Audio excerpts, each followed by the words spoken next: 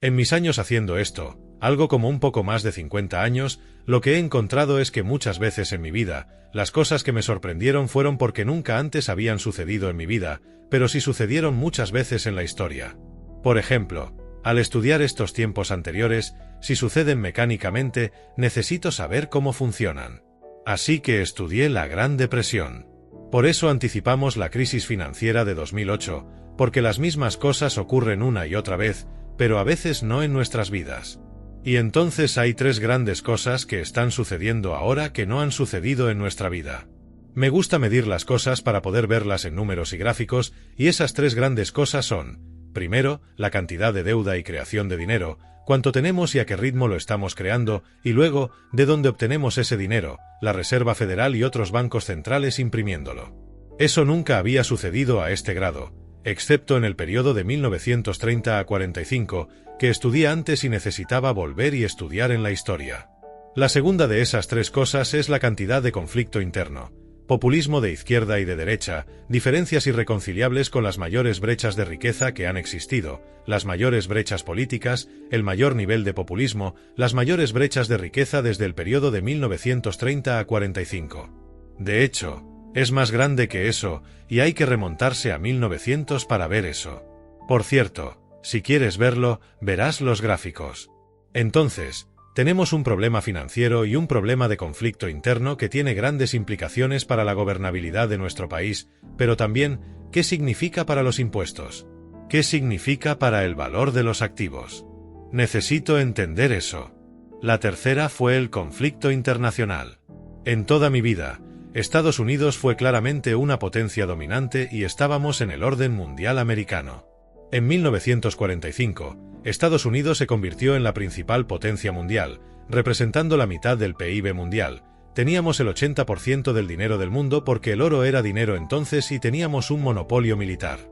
Entonces, la razón por la que éramos la potencia mundial, por eso las Naciones Unidas están en Nueva York y el FMI y el Banco Mundial en Washington. Pero podemos ver este conflicto, esta competencia emergente. La última vez que eso sucedió fue en el periodo de 1930 a 45. Y necesitaba estudiar eso, y así estudié ese patrón. Estas son las grandes cosas en nuestras vidas ahora, pero no estábamos familiarizados con ello. Entonces, necesitaba estudiar el ascenso y la caída de las monedas, el ascenso y la caída de los imperios. Y debido a que estos ciclos duran mucho tiempo, necesitaba ver suficientes casos de esos, así que tuve que retroceder, digamos, 500 años. Estudié todos esos. Ahora, no soy un académico, soy un practicante, así que no es como si estuviera escribiendo libros de historia, es con el propósito de tomar decisiones hoy. Lo que aprendí allí ha sido importante en nuestra posición en los mercados en este momento. Es solo eso, práctico. Pero esas son las tres grandes cosas. También estudié y vi en la historia que había dos otras cosas que eran muy importantes. Una eran los actos de la naturaleza, que de hecho derribaron más civilizaciones y mataron a más personas que las otras que mencioné: sequías, inundaciones y pandemias. Pero, como una pandemia, esa es otra que viene una vez en la vida. No la vemos. Y luego, por supuesto, la fuerza más importante a largo plazo es la adaptabilidad e inventiva del hombre.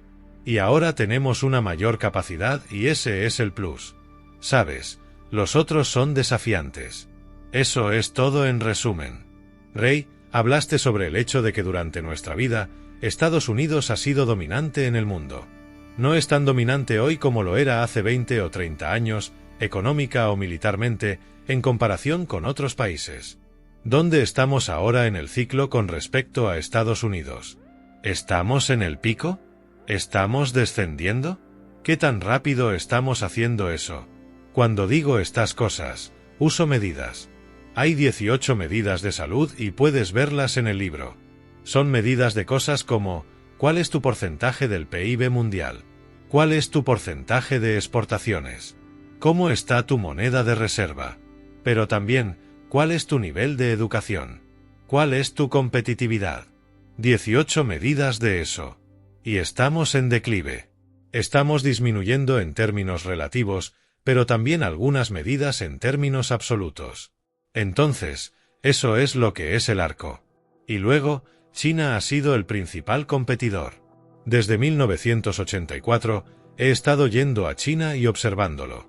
Desde que empecé a ir allí, el ingreso per cápita ha aumentado 26 veces.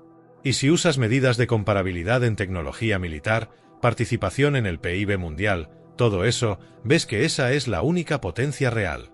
Hay potencias militares, pero la historia ha demostrado que si eres una potencia militar y no una potencia económica, aunque pueda ser una amenaza, no ganarás la guerra.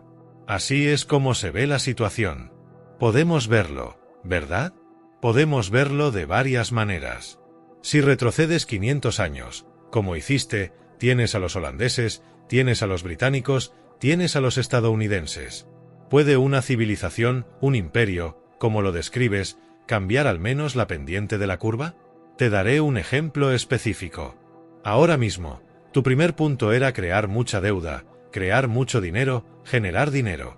La Reserva Federal en este momento está tratando de revertir ese proceso. ¿Podría eso ralentizar el declive? Todo es una cuestión de fundamentos. ¿Ganas más de lo que gastas? ¿Tienes un buen ingreso, ahorros y un buen balance? ¿Tienes uno o dos padres que se preocupen por ti y te den orientación y valores? ¿Puedo ir a una buena escuela pública y tener comida y atención médica y salir con un entorno de igualdad de oportunidades? Eso es todo lo que necesitas. Porque si haces esas cosas, tendrás una población civil que será productiva y serás financieramente capaz y fuerte. Así que vas a hacer las cosas cada vez mejor y serás fuerte. Entonces, se reduce a esos fundamentos. Cuando miro un país u otro y pienso dónde quiero invertir, estoy mirando esas cosas. ¿Tienen un problema de conflicto interno o es ordenado? Solo esos fundamentos. Ahora la pregunta es, ¿podemos hacer esos fundamentos? ¿Cómo estamos en esos fundamentos? ¿Tienes medidas para juzgar eso? Sí, podemos hacerlo, y creo que lo más importante es cómo estamos entre nosotros. ¿Tenemos una democracia en la que podemos unirnos y tener como un medio bipartidista muy fuerte? Y luego trabajar en resolver esas cosas, esa se convierte en la gran pregunta, creo. Pero, ¿cómo estamos?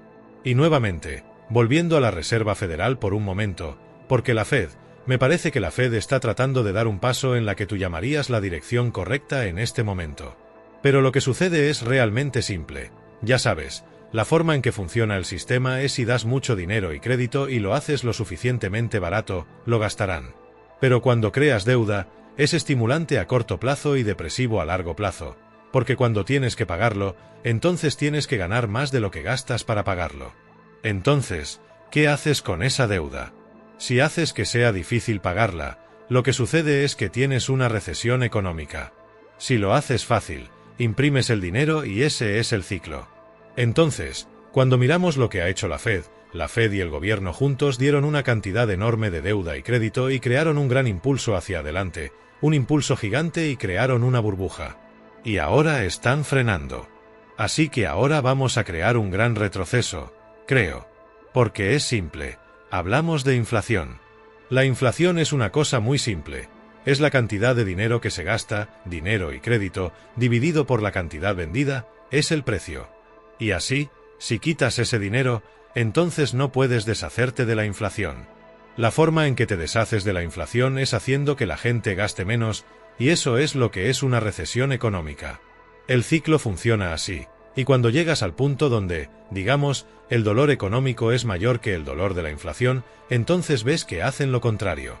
Entonces, estamos pasando por ese ciclo en particular. Creo que es una ilusión creer que, de acuerdo, lo que van a hacer es lidiar con la inflación y todo desaparecerá, porque lidiarán con la inflación haciendo eso sin darse cuenta de lo que eso significa en términos de deuda, lo que significa el poder adquisitivo. Piensa en la oferta y la demanda de bonos.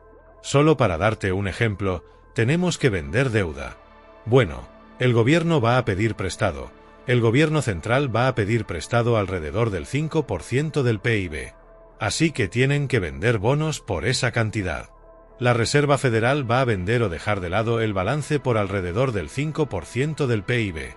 Eso es el 10% del PIB. ¿Quién va a comprar los bonos? ¿Quién va a comprar eso? Ahora, no quieren comprar los bonos.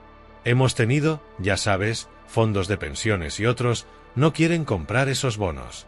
Los extranjeros no quieren comprar los bonos. Entonces, la forma en que funciona es que las tasas de interés tienen que subir a un nivel que restrinja la demanda de crédito privado, y cuando eso sucede, hay menos gasto. Es la mecánica. Así que hay ese intercambio, y creo que vamos a estar en un entorno en el que intentan navegar entre estas dos dificultades. No quieres demasiada inflación y no quieres una economía demasiado débil. Y así, están tratando de navegar eso, lo cual probablemente será algo así como los 70. Y todo eso está sucediendo en el contexto del conflicto político, que es muy importante, y el conflicto internacional, porque el conflicto internacional tiene influencia en cosas como la inflación, las líneas de suministro y todo eso. Dijiste algo brevemente, algo así como los 70, y mi pregunta es, ¿qué nos espera aquí? Tuvimos en algunos aspectos como 7 años de abundancia y ahora tenemos 7 años de hambruna. ¿Es eso lo que estamos viendo ahora para controlar la inflación? Porque hasta ahora, la Fed está siendo bastante convincente para muchas personas. Realmente significan lo que dicen. Sí, y las consecuencias son, simplemente, todos, ¿entienden lo que eso significa? Es genial, significan lo que dicen. Lo que han hecho es que produjeron este gran impulso hacia adelante, y ahora, sí, van a subir las tasas de interés hasta el punto en que haya suficiente dolor económico y dolor en el mercado financiero para lidiar con eso. Y será un dolor real, sin duda. No menos en la forma de desempleo, con toda probabilidad, vamos a tener que tener eso. Al mismo tiempo, desde tu punto de vista, tu perspectiva de la historia, a pesar del dolor, ¿es lo correcto? Porque a largo plazo, incluso las personas que ganan menos son más perjudicadas por la inflación que cualquier otra cosa. La clave, por supuesto, es intentar lograr el equilibrio lo mejor posible. Lo llamo un hermoso desapalancamiento. Necesitas un hermoso desapalancamiento. ¿Cómo, en la historia, disminuyen las deudas en relación con los ingresos? Así que puedes volver y ver la mecánica de eso. Y la forma en que eso sucede es una mezcla de cierta cantidad de reestructuración de deudas, y eso es una fuerza deflacionaria porque las deudas de una persona son los activos de otra, y así, cierta cantidad de reestructuración es una fuerza deflacionaria. Quitas poder adquisitivo a otros y luego alguna forma de monetización de la deuda y para obtener el estímulo, intentan conseguir el término medio. Debido al tamaño de los problemas que estamos manejando, no es algo a lo que estemos acostumbrados en términos de su magnitud, creo. Y luego, si tomamos el factor de conflicto interno, creo que tenemos que mirar los tres, porque juegan un papel. Tradicionalmente, esas tres cosas son la tormenta perfecta, ¿verdad? Todas se afectan entre sí. Si tienes una mala situación económica, como dijiste, afecta a un grupo de personas y les duele. Entonces, tienes un conflicto político interno, ¿verdad? La izquierda y la derecha, los ricos y los pobres, y así sucesivamente. Y eso afecta las cosas y viceversa. Y luego, por supuesto, el conflicto externo. El costo del conflicto externo, por ejemplo, se estima que hasta ahora el costo de la guerra en Ucrania para la OTAN es algo así como 8 billones de dólares. ¿Vamos a reconstruir? ¿Van a reconstruir ellos? Preguntan a los países de la OTAN, como preguntan a los países europeos, ¿vas a poner dinero? Bueno, están en quiebra y van a poner dinero. Luego, si miras el costo del cambio climático, el cambio climático es aproximadamente 10 billones de dólares al año. Si miras el costo de construir infraestructura, si miras todos esos costos y sumas esos costos, no es como si fuéramos a detener el gasto. Así que tienes que lograr ese equilibrio financiero de alguna manera. En este momento, los gobiernos son como las personas, lo que significa que cuando gastas, piensas en cómo funciona la economía básica de la misma manera. La única diferencia es que pueden imprimir dinero. Cuando gastas, piensas, ¿cuánto dinero tengo para gastar y en qué lo priorizo?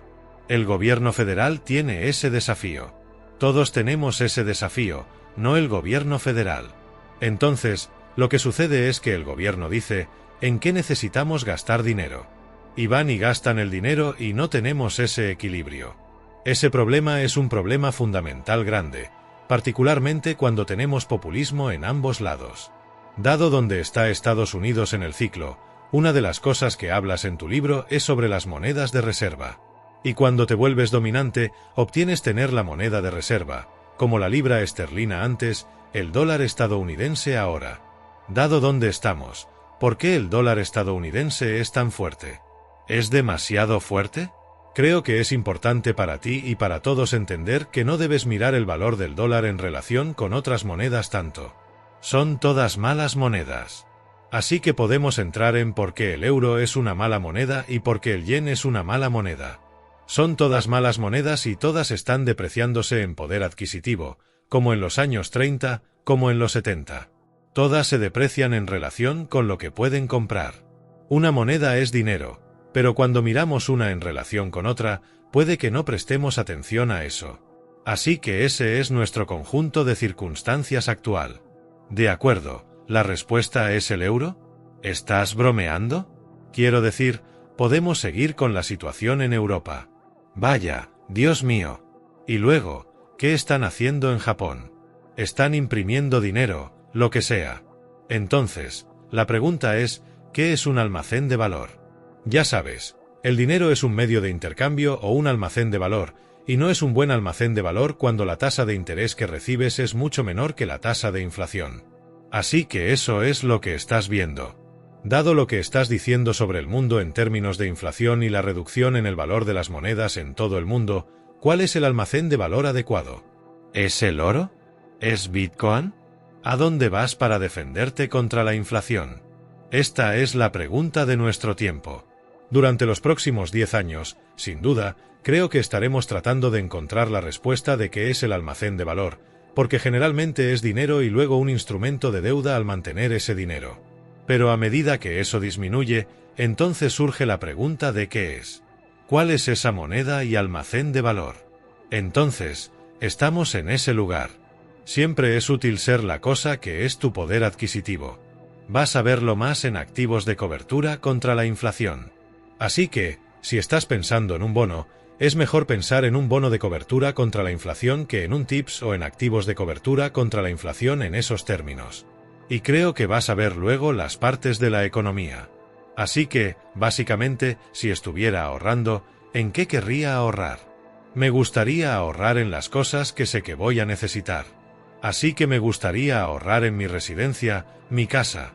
Me gustaría ahorrar, si pudiera, pagar por adelantado la educación de mis hijos, pagar por adelantado la comida o la atención médica que puedo y así sucesivamente. Me gustaría ahorrar en esas cosas para comprar por adelantado las cosas que más necesito. Fundamentalmente, creo que si empezamos a pensar de esa manera, no solo en términos de inversión, sino cuáles son incluso los tipos de negocios de carne y papas que están haciendo eso. Y luego también creo que tienes que pensar geográficamente, ¿dónde es mejor en el mundo? Digamos que lo mejor en el mundo son los países en los que ganan más de lo que gastan, y su balance tiene más activos y pasivos sobre ellos, que son civiles entre sí y no están en conflicto y que no están en riesgo de una guerra internacional. Básicamente, esos fundamentos. Y luego diría que estamos en una revolución intelectual en la que nuestra capacidad para inventar y pensar y usar tecnologías para ayudarnos a pensar nunca ha sido mayor que antes. Y entonces, esas tecnologías revolucionarias de vanguardia, creo que son buenas inversiones. Y creo que luego tienes que diversificar porque lo que aprendí es que todo es rendimiento en relación con el riesgo. Todos miran cuánto rendimiento obtienes, pero solo se necesita una vez para dejarte fuera. Rich ha estado haciendo esto durante 47 años y sobrevivimos. Tienes que sobrevivir primero. Solo se necesita una vez para dejarte fuera del juego, y así nunca debes perder más de cierta cantidad de dinero que no puedas recuperar, porque si pierdes el 50%, necesitas un 100% para recuperarte. La diversificación, saber cómo hacerlo bien, te permite reducir tu riesgo hasta en un 80% sin reducir tu rendimiento. Así que creo que esos serían los enfoques que enfatizaría en este entorno. Y, en general, no creo que vayamos a tener una tasa de interés sostenible que vaya a ser una tasa de interés realmente adecuada. Así que me mantendría alejado de la emisión de deuda ahora. Las tasas de interés fueron de ridículamente bajas y están entrando en un área que todavía creo que es demasiado baja, pero no tan ridícula como antes. Tienen que llegar a un nivel real. Entonces, cuando juegas con ese juego, si quieres que lo haga, te daré mi pensamiento rápidamente, ¿de acuerdo? ¿Cuál sería la tasa de interés de equilibrio para la tasa de inflación de equilibrio? Probablemente vamos a tener, estimo, una tasa de inflación estructural de tal vez entre 4 y 5% en un entorno muy incierto. No puedes estar seguro de eso, pero digamos que eso significa entonces, ¿cuál es el rendimiento real del bono? Ahora tenemos alrededor de un 1,5% de rendimiento real del bono. Todavía tienes un 1%. Así que tienes que tener el rendimiento del bono que te dé algo. No sé qué es eso, pero eso lo lleva por encima del 4,5% a algún otro número, y tienes que tener dinero relativamente ajustado, lo que significa que tienes una curva de rendimiento bastante plana. No sé si eso es del 4,5% o no. La economía no podría soportar una tasa de interés mucho más alta que esa antes de que sea negativa. Entonces, esas son las cosas que entran en mi pensamiento en términos de qué mercados, cómo sería el portafolio.